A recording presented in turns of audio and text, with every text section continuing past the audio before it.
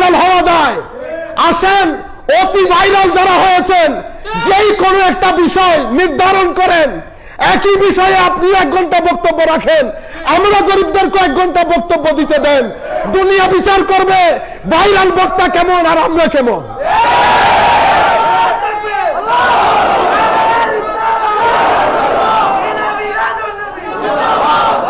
পুরা দুনিয়াতে একটা ধোঁকা হয়েছে, ধোঁকা।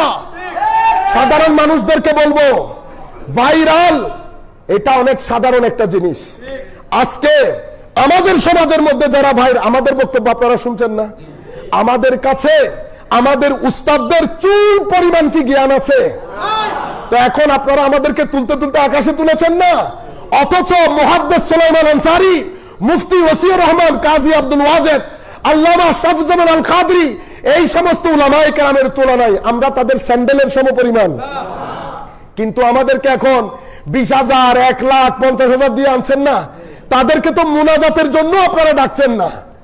ভাইরাল হওয়া আর ইলম, তাকওয়া, পরহেজগারি এক জিনিস নয়, এক জিনিস নয়। আপনাদের বক্তব্য আমরা শুনেছি, ভাইরালের বক্তব্য, ইলমি কথা বলেন। যখন অতিমাত্রায় ভাইরাল, আমাদের উচিত হবে রাত দিন লাইব্রেরিতে বসে থাকা। যখন বক্তব্যের মজলিসে আসবো তো দুনিয়ার রাত এক করে দেব। এখন আমাদের ভাইরাল, সব ভাইরাল, লাখ কোটি মানুষ পেছনে পেছনে ঘুরছে। সেই জন্য আমার এক ভাই বলেছে, উনি কি অমুককে আপনার চেয়ে কম জেনেছেন? না আলিল্লাহ, আমরা কখনো বলেছি আমরা জানি? আমরা যদি জানতাম আমরা তো অনেক বড় মকামে থাকতাম। জানা জানি ব্যাপার না। শেষ পর্যন্ত বলেছে, আচ্ছা একটা কাজ করি, একটা বক্তব্য নির্ধারণ করেন, 1 ঘন্টা আমরা বলবো, 1 ঘন্টা ভাইরাল বলবে। তো ঠিক আছে, পরে জমানা নির্ধারণ করবে, জমানা নির্ধারণ করবে। এটা একটা ঢং, শুধুমাত্র খারিজি আইডিওলজি সমাজে প্রচার করার জন্য, শুধুমাত্র খারিজি আইডিওলজি সমাজে প্রচার করার জন্য। সেই কারণে আমার নবী বলেছেন, ইন্নাল ঈমান লা ইয়ারিজু ইলাল মাদিনা। আপনি মদিনা থেকে কেটে দিচ্ছেন, ঈমানও মদিনা শরীফ চলে গেছে। সম্মানিত উপস্থিতি, আমার নবীর ইলমকে খুদ আল্লাহ বলছেন আযীম। ওয়া আল্লামাকা মা লাম তাকুন তা'লাম ওয়া কানা ফাদলুল্লাহি আলাইকা আযীমা। ওয়া আল্লামাকা, আল্লাহ রাব্বুল আলামিন আপনাকে শিখিয়েছেন, মা লাম তাকুন তা'লাম, যা আপনি জানতেন না। তাইলে কয়টা হয়েছে? যা আপনি জানতেন না তা আপনাকে জানানো হয়েছে। এখানে তাওহীদ এবং নবুয়ত, রিসালাতের মধ্যে পার্থক্য হয়। তাওহীদ আল্লাহর জাত, আল্লাহর জাতের মধ্যে একটা সেকেন্ড সময় অতিবাহিত হয় নাই যখন আমার আল্লাহ কোনো কিছু জানতেন না। কেউ যদি এটা মনে করে যে 2-3 সেকেন্ড ছিল, আল্লাহ কোনো কিছু জানতেন না বললেই ঈমান থেকে খারিজ হয়ে যাবে। আপনারা বুঝতে পেরেছেন? শুধুমাত্র আল্লাহর জাত ছিলেন, আছেন, থাকবেন, সব সময় জানেন। আল্লাহর ইলম থেকে কোনো কিছুই বাদ নাই। কখনো এমন সময় অতিবাহিত হয় নাই যে আমার আল্লাহ জানতেন না। এটা শুধুমাত্র বান্দার শান। বান্দা একটা নির্দিষ্ট সময় পর্যন্ত জানেন না, অতঃপর জানেন।